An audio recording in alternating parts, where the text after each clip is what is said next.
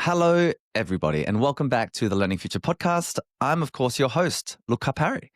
And it's a delight to be here with a dear friend and colleague of mine, Dr. Amie Fabry. She's actually on the Learning Future team, but beyond that, she's a wonderful human being. And she's, as you'll hear, a devoted early childhood educator with almost 2 decades of diverse experience, merging research and hands-on practice to uplift leaders, especially in pedagogical transformation. She absolutely has a strength-based approach. And her PhD spotlighted the pivotal role early childhood leaders have in fostering cultures of collaboration and connection. Here crafts a lot of our professional programs. She's the Director of Professional Learning and Early Years. And she's also, in her spare time, a passionate mother of 2, a lifelong learner. She loves to read, loves nature, and cherishing daily magical moments. Hello, Amie. Great to be with you. Hello, Louka. Thank you for having me. It's This is, so great to chat. it's actually really nice just to have this time to kind of zoom out a little bit and look at the work that you're doing in particular, being a bit out of the kind of weeds, so to speak. I'm going to ask you the first question I always ask, which is, what is something that you are learning right now through your work and your life? It's such a great question because about 10 things come to mind when you ask me what I'm learning, because I'm always learning a lot, right? But I think something that's really resonating at the moment for me is the importance of having hope. And I listened to a podcast a few weeks ago, and a psychologist, Dr. Emily Musgrove, was talking about hope. And it just really connected with me, particularly, I think, where we're at as a world, as a species right now. It's very easy, I think, to lose hope.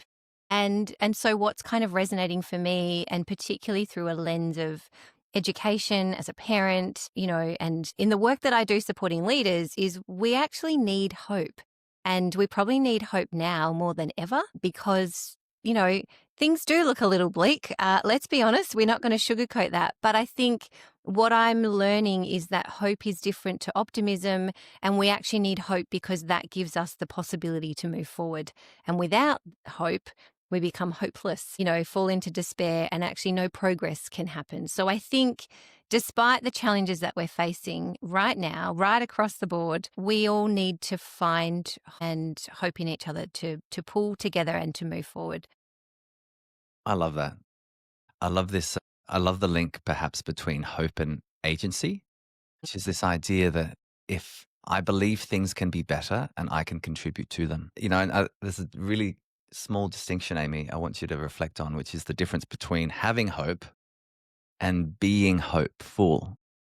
And I wonder if to you there is a difference. Yeah, and I think, thinking more about hope more deeply, like, you know, Dr. Emily describes to have hope, you actually need to have a goal and you need to be able to find a pathway towards that goal.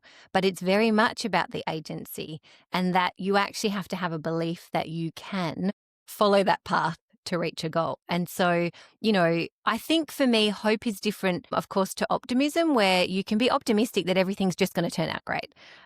But that doesn't require you to do anything. Like, you can sit back and, in this podcast episode, Emily was actually describing hope as a verb. So it's an actual, Yes. it's got its sleeves rolled up. It's getting there in there and doing something. Whereas optimism can just sit really too comfortably back and just assume everything's going to turn out. Whereas hope says it might turn out that way, but that requires me to do something. And so there is definitely a piece of agency here when we think about hope. And I think, sometimes with language we do, use different words to mean the same thing. But I think that that's kind of something I've been really thinking about, is that difference between being hopeful and being optimistic. I've actually always considered myself to be an optimistic person. And so the hope piece is powerful for me personally, but also I think as I think about the different aspects of my life and, to bring that message of hope to other people, because the distinguishing factor is that we need to do something. We need to actually see our agency and tap into that. That's how we move forward. Tell us then, Amie, like what is the kind of hopeful vision you're working towards, and what's the kind of main effort you're putting into that better world? It's kind of twofold. I think, we work in education because we want to make a difference. And I think most educators would say the same thing. Whether you're a new educator or you've been in the field for a really long time, we all want to make a difference to the lives of children. And so when I think about what I am hopeful for is that we actually do get to a point where things are better for our kids. And that's not just in schools, although that's predominantly where my work focuses or in early learning, but it's also, being a child and being a human being is so much more encompassing than that. So I think, I have kind of this vision that in the future, we as adults in society will take better care of our children and will actually value their voices and their experiences. And, I do think that is a responsibility that we all have collectively. It's not just on our educators. It's not just on parents. It's Yes. actually, as a society, we need to come together. So there's kind of that piece, which is really high level.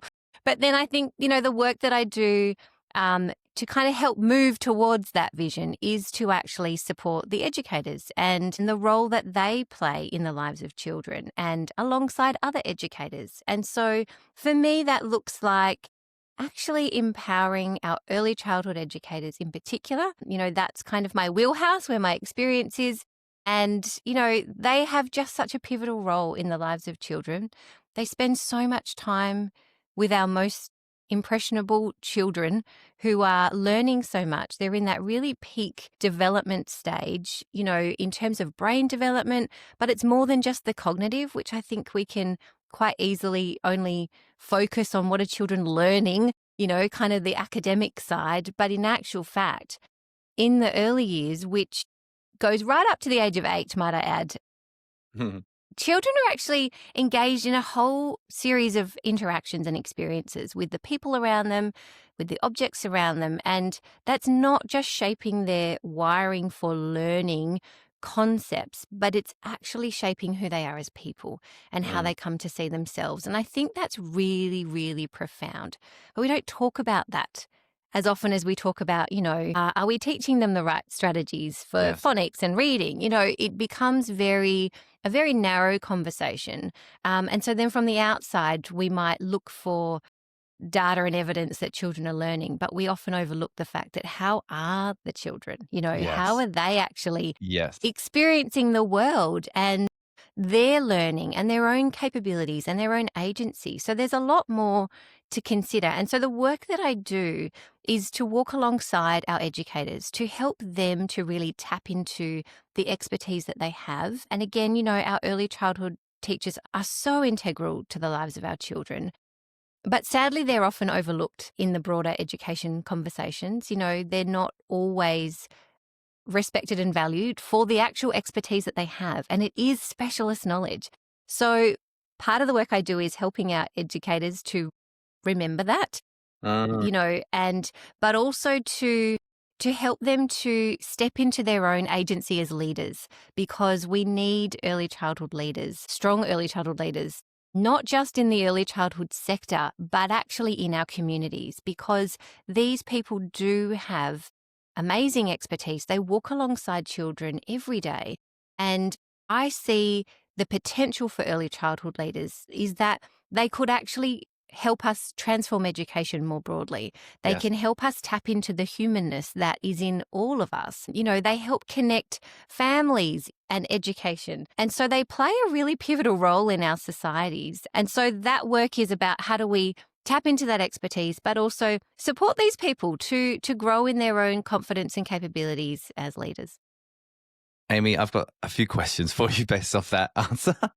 The first is, and you've already you've stated this phrase already, which is so powerful, and it's one of our favorites. Let's be honest, we use it in some of our work, and it comes from the Maasai in Africa, and it's the greeting isn't "How you going" in Australia or "How are you?" It's "How are the children?" It's just like when you think about what matters in a society. And so I want you to answer that question for us from your unique vantage point. So as an early years expert, as kind of pedagogy expert and a parent, someone working with schools across Australia, how are the children? What are you seeing? What are you noticing? Yeah, such a great question. I don't think they're doing so well. And I think, on the surface, we might say they're fine and the majority of children are fine. But I think if we dig deeper, and I think we have to be prepared to ask these questions and to sit with it and to sit with whatever comes up. But I actually think our children are not doing so well. And we do have some evidence that points to that. In terms of mental health and well-being is one of them. We know we've got increasing rates of anxiety and depression that our children are experiencing, even from the age of 4. So we have to stop and say, what is going on for them? And I think, as very well-intentioned adults, we can easily think that it must be the children's fault, or maybe it's the teacher's fault, or maybe it's the parents' fault. But I actually think we all probably, in some shape or form, are contributing to this. And that's a really hard pill to swallow, and it's honestly one that I am sitting with, and it feels big and it feels heavy. But I don't think, if we come back to this piece of hope even, we can't find a way forward unless we're actually going to be open and honest about that. Yes. And so I don't think our children are doing so well in terms of their own mental health and well-being. I think there are, and we know that there is far more expectation and pressure put on children than ever used to be. Yes. We know our children are not playing like they used to. If you think about your childhood, I know for me, I was never home. I was never home. I was climbing trees and I was out in the street, probably, getting up to a bit of mischief. But, I wasn't home. Goodness. So if I was at school, I did my day at school, I'd come home and I was out playing. And we know that there's a correlation between the decline in play. And it's not just play for play's sake and to take a break, but it's also where children can take risks, be less supervised and controlled by adults, and again, well-intentioned adults. I'm a parent. It is harder to let go than you think it's going to be. But I think, this is all having an impact on our kids because they're not having that freedom anymore. And we know play is the most powerful stress relief. We know that play is where children actually develop skills and dispositions like how to actually navigate a conflict with somebody, how to actually be a leader and try something out. Play is a safe space for children because it's not high stakes. No one's testing you in play. You can try things out and make mistakes and we all kind of get through that. And that's where so much rich learning comes. We can be creative in play. We can try new things. We can build some resilience because often in play, it's actually more meaningful and more motivating for children. So I actually might be prepared to sit with this really big challenge and come back to it again and again and build my resilience and build my perseverance, even my attention span, because this is actually something that's meaningful to me. So I think when we look at the reduction in play, we are seeing children who are less developed in some of those skills and dispositions.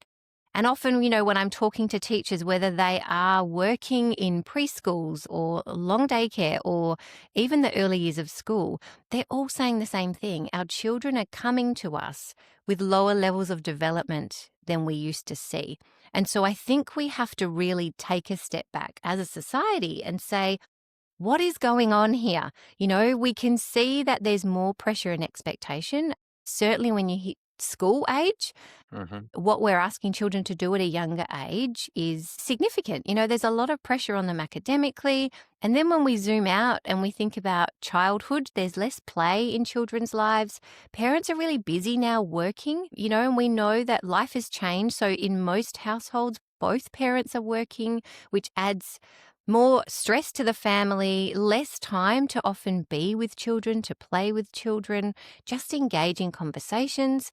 We know there's more tech use happening, and I'm not anti-tech, but I think we have to be cognizant of how we use it because we also know that children are spending more and more time on screens. And where there are some benefits, there are also things that are that children are missing out on, and so they're not having as many conversations, so their oral language is lower. That attention span is perhaps not developing to its fullest capacity for their age and stage if they are, swiping and They've got games that are really short bursts of holding their attention, and they're looking for things that are bright and overstimulating versus playing, with blocks or Lego or something where you might not have the overstimulation, but you can engage for a longer period of time. So there's a lot going on, but I think, I don't think we have a clear answer, but I think we can see if we're willing to be open to it. I think we can see from a whole range of data that our children are struggling. They're struggling to develop holistically in the sense that I think would be ideal for thriving. I think many children are on autopilot. They are stressed, and I think they're not always heard and recognized. There's a lot in that, Amie. I think about some of the evidence I've seen around the lifelong impact of early childhood. James Heckman and the Heckman equation, showing that the best return on investment comes from investing in quality early years programs and environments. And I think your reflection on how the context has shifted is really interesting. This idea that perhaps 2 generations ago, if not one, there was this idea that there would be, you didn't need 2 parents working. Whereas now it's almost needs to be the case just to afford a house. There's even the idea of screens, since 2007 when the iPhone, was launched. And you think about where we are now, 2025, in the middle of the AI revolution and what implications that also throws up. I'm really interested in correlation, and I'm even more interested in causation. And like, how do we know what is causing? And it's always multifactorial in the kind of space of human development. But, as we heard from Jonathan Haidt, in the anxious generation, work that we often share through our work as kind of a contextual picture, there is something about overprotecting young people in the real world and grossly underprotecting them online that I think leads to particular types of dispositions being underdeveloped in some ways. Risk-taking behavior, free play, explore, collaborative problem solving, all those things that are social and the emotional dimensions that I'm so interested in, myself, because we know that they endure decades into the future. If you do a high quality social emotional learning program with infants and toddlers, you can tell the difference when they're 25. And so I really think there's something here to pay close attention to. And so with your work and what you're doing, what you're seeing, what do you think is matters the most? Knowing that we're in this kind of conversation at the moment, you talked about the mental health aspect, but our academic achievement has also been declining over 20 years. Yep. Right? So our PISA results, for example, at the global level for the OECD, they've been on the down slide as well. So it seems to be we seem to be in an interesting moment in education. What do you think matters more today than ever before? That's a great question. I think we really need to, politicians are really good at talking about going back to basics, right? And this is going to fix things. I actually think the back to basics is we need to go back to recognizing that children are not just brains and they're not just about academics, but they're actually thinking, feeling human beings. And I think that brings a powerful lens to remember that it's a whole child that we're educating and nurturing. It is not just the academic achievement. And I think when we stop and remind ourselves of that, we make different decisions about what matters. And being a teacher is really tough, right? Like, you've been a teacher, I've been a teacher. It's a complex job. And I think sometimes we try really hard to simplify the complexity. There's this one program that's going to solve all your problems and, this one size fits all kind of narrative that we're hearing more and more. Yeah. It just doesn't work. And I actually think it's a disservice to teachers to try and encourage people to think that way, because you're trying to reduce very complex role into a very narrow box, and it just doesn't fit. I think instead, the more we recognize that children are thinking, feeling human beings, we can recognize, and early childhood does this so well. We're not just teaching the academic, we're actually really spending intentional time focusing on children. hearing what they have to say about the world, their own ideas, and rather than come in with all the answers, we actually are asking the questions to get them to think. It's not about actually the end answer. It's about the thinking process and the skills and dispositions we develop in that process. I've got 2 children and, they're through the early years now, but it's so remarkable to me constantly, from being an educator to shifting to parent mode. When your own children come home and struggle with learning, real learning, which is actually hard work, and I think for many of our kids, they don't understand that the learning process is challenging. So they might think, if I don't get the answer easily or it doesn't come easily, then I'm actually not very smart. And so that I think is really concerning. It comes back to this self-identity piece. But we know as educated adults that actually learning is a hard process. It feels frustrating, until you get to the point where you've kind of really understood or mastered something.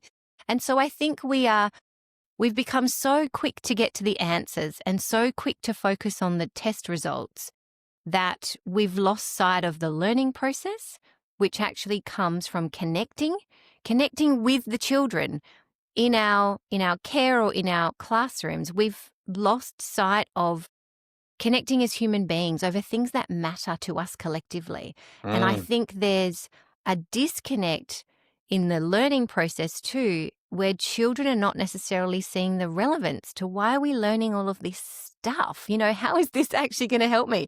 And I think the piece around that intrinsic motivation and agency has just become more and more profound. And, we see it in models like the 4D education model by Charles Fidel, that actually we need to pay attention to more than just the knowledge we want children to learn and develop and understand, but actually we also need to recognize what they bring to the learning process. And that is their own funds of knowledge, which we talk about a lot in early childhood, not so much in education, but, children have their own experiences, their own theories of the world, their own ideas, their own motivations. When we tap into those, we recognize that they are actually a really critical part of the learning process. It's not just about teachers imparting knowledge. It's actually more about the learners. How do we meet them where they're at? How do we recognize what they bring?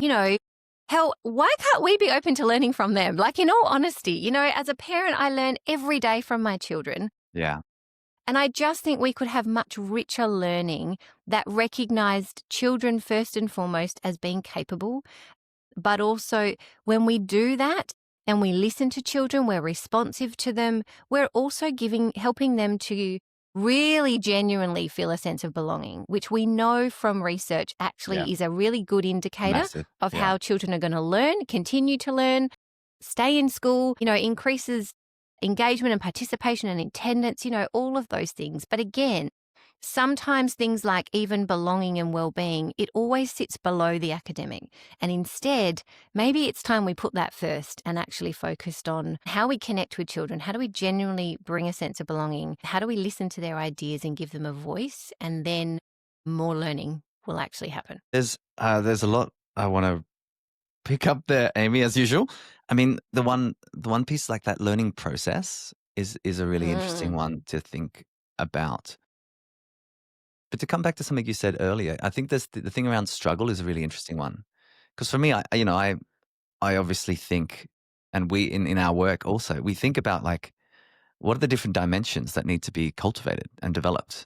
And so that is it's a multidimensional model, which means it's a complex model instead of a simplistic model. And your piece on back to basics, honestly, my reflection is back to basics sometimes just means back to mediocrity.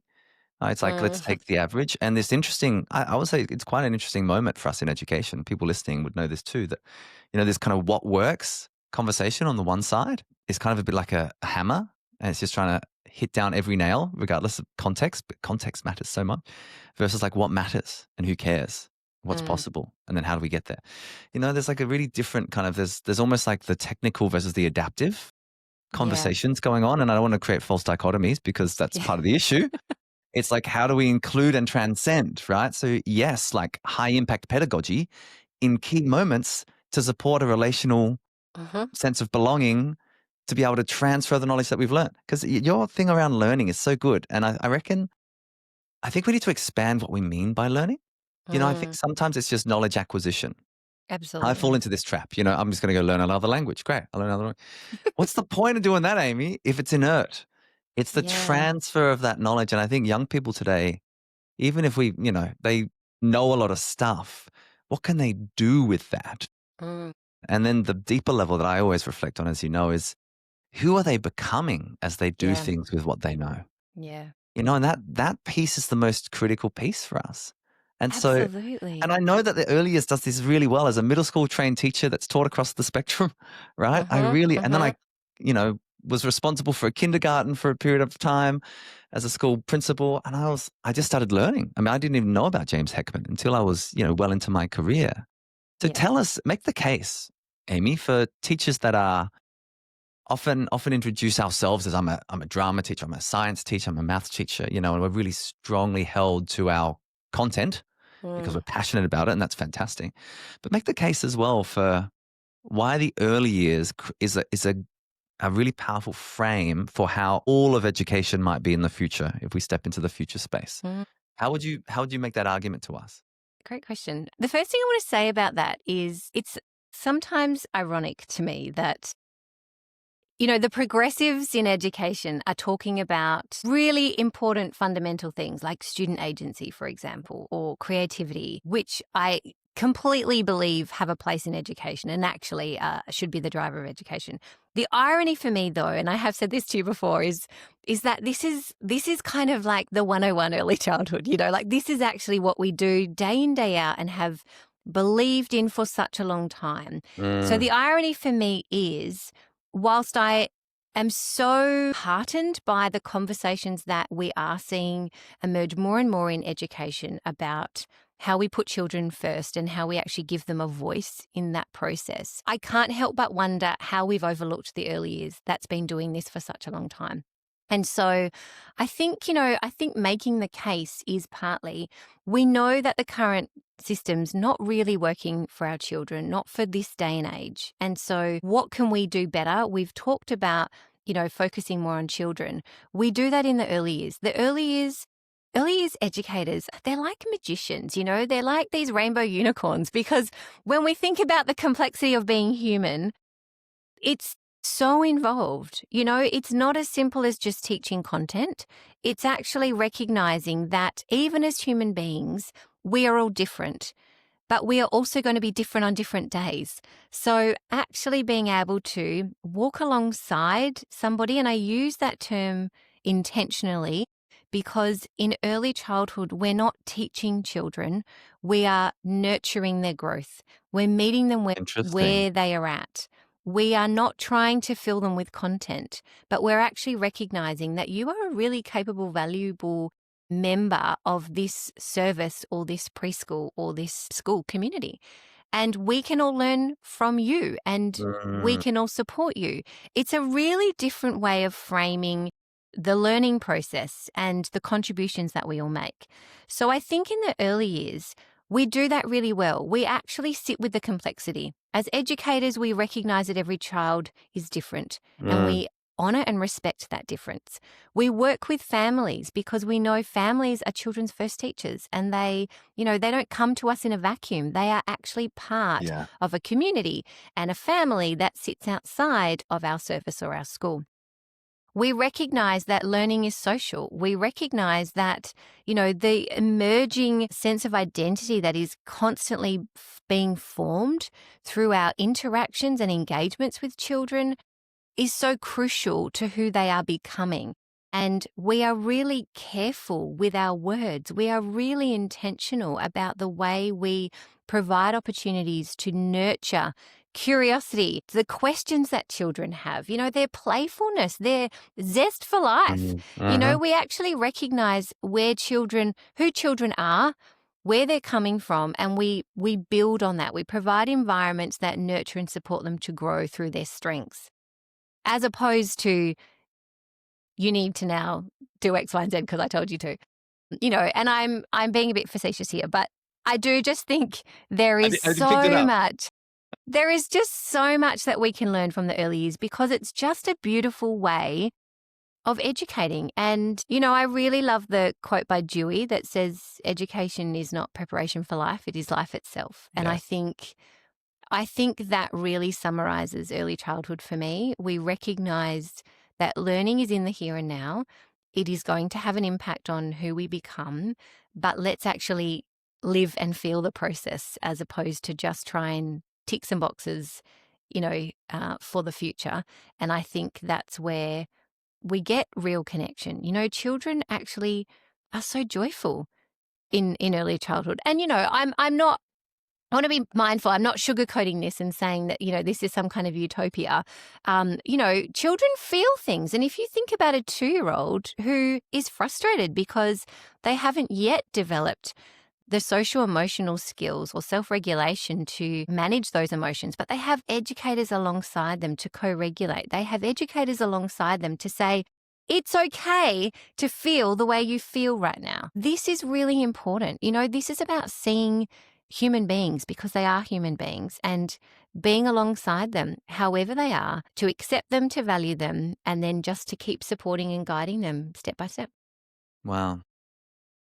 There's one thing that I'm really thinking about, Amie, just listening to you talk. It's this idea that, well, it's get a bit nerdy. It's also a study that I was shared with me recently, the Dunedin study, which is a longitudinal study that looked at, I think it was over 40 years. What competencies, skills, knowledge predict future success in life, and what the kind of key takeaway, and if I'm not mistaken in my read of this, it's not that social economic status makes the biggest difference. It's that executive function is the greatest predictor of life success. And so my curiosity here is when you think about the environments that you're talking about and the ones that you help leaders to create in schools and earlier settings, that really is a focus on executive function. And I'm not so certain that you can just ram executive function down someone's throat. I think it's a complex competency that develops over time.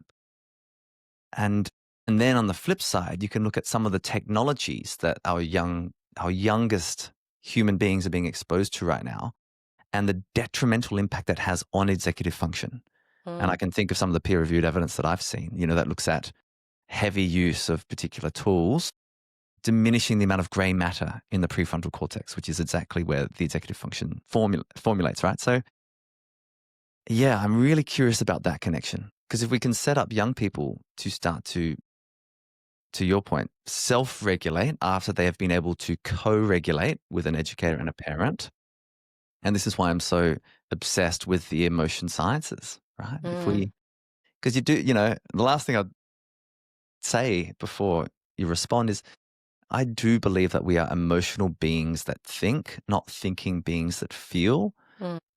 And that if I've learned anything in my time, it's that, the amygdala and the emotion centers of the brain are the gateways to cognition.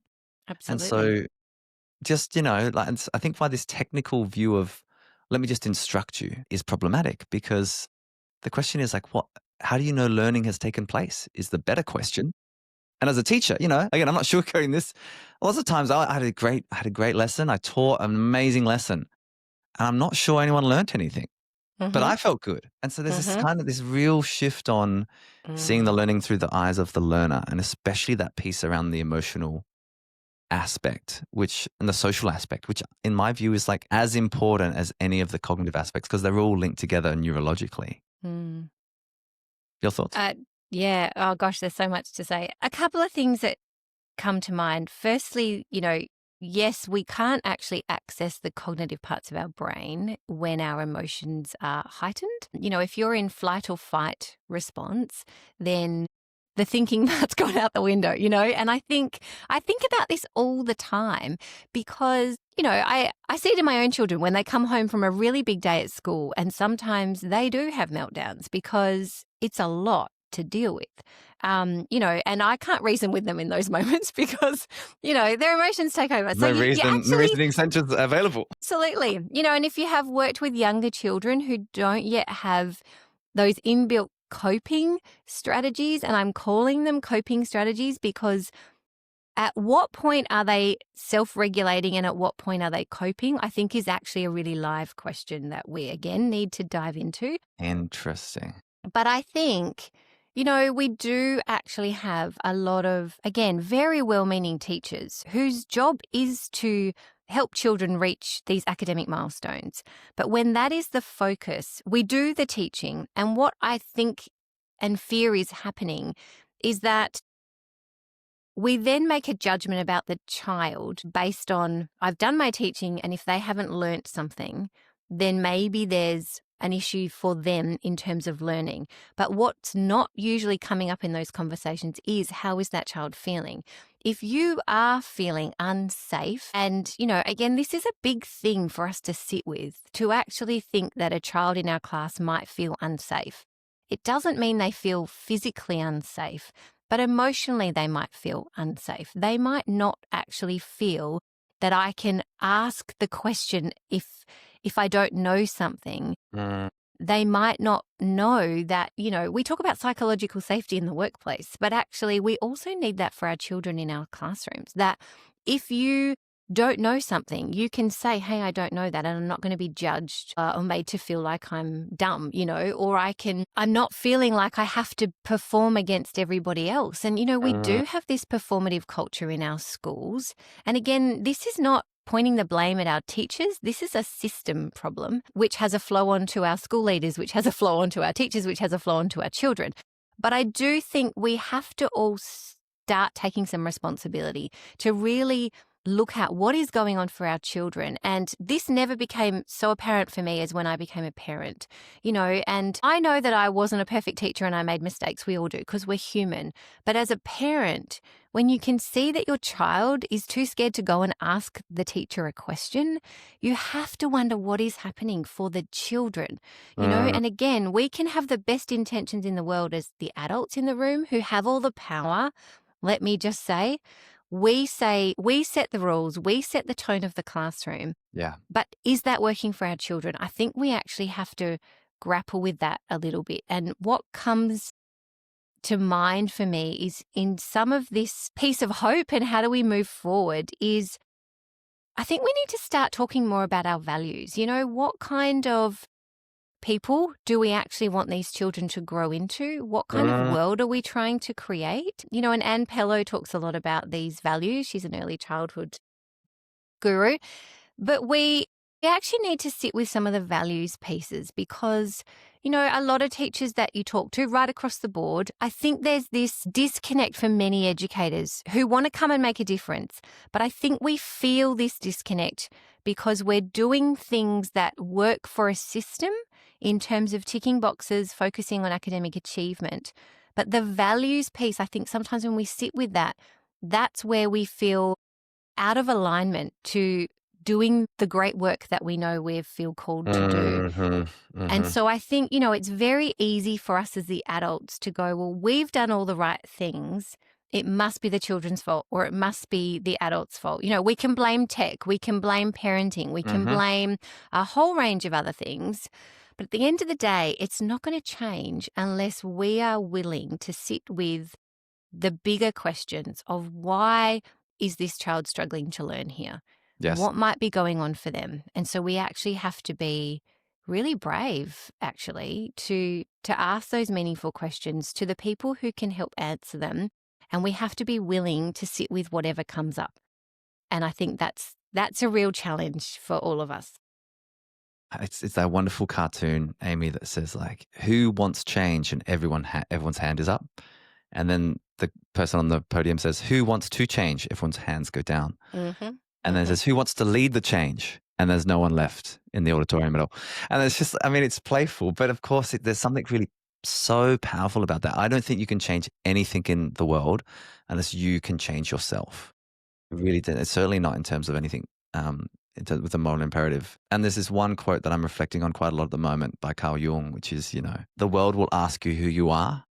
And if you don't know, the world will tell you. I think that's the same for our work as educators. I love that. The system, the community, the parent, they'll ask you who you are, what you stand for. If you don't know, you'll be told. And so there's something so powerful about self-concept self-efficacy, of course, those that make a difference are those who believe they can. So just to kind of close us out, penultimate question, what do we do? What are some steps that I can take if I'm listening to this and I'm an educator? What have you discovered through your work, your research? What can I start to do that might be able Mm. to support this kind of vision? Well, I mean, my research was very focused on the early years of school. So there's a few things I could say, that are more general right across the board. I think we all, as educators and leaders, have to stop and ask ourselves why we're here. And I think until we actually do that, we're not living into the values that we have. We're not Mm, actually fulfilling our own purpose for being educators. And I genuinely think this is why so many educators are leaving the profession. Yes, it's workload and burnout, but I think it's also a lack of professional agency. And so I think we interesting. need to actually sit with our values and reconnect with who you are as an educator or a leader and what is the kind of difference you actually want to make for in the lives of children and young people. And I think when we come back to a lens of values, then we can start to make more intentional decisions. And I think, like you said, it starts with all of us. But when we recognize our own professional agency, even if someone's not giving it to you, I think you actually have to stop and go, what can I do?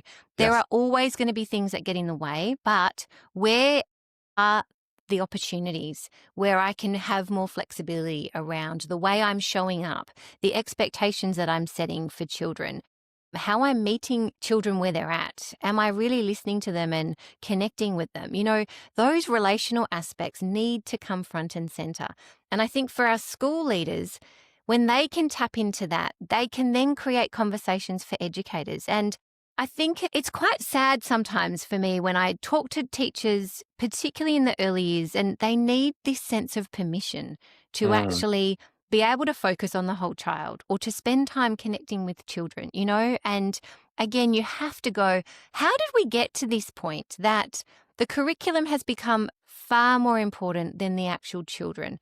And so I think a really powerful question that every educator and leader can ask themselves is, am I teaching children or am I teaching curriculum? It says a lot great about where question. we're at, but it's also meaningful to reflect on in terms of our values. What matters, the outcomes or the actual children that we're walking alongside? And I think once we start to have those deep connections and conversations with ourselves, we open them up to our colleagues.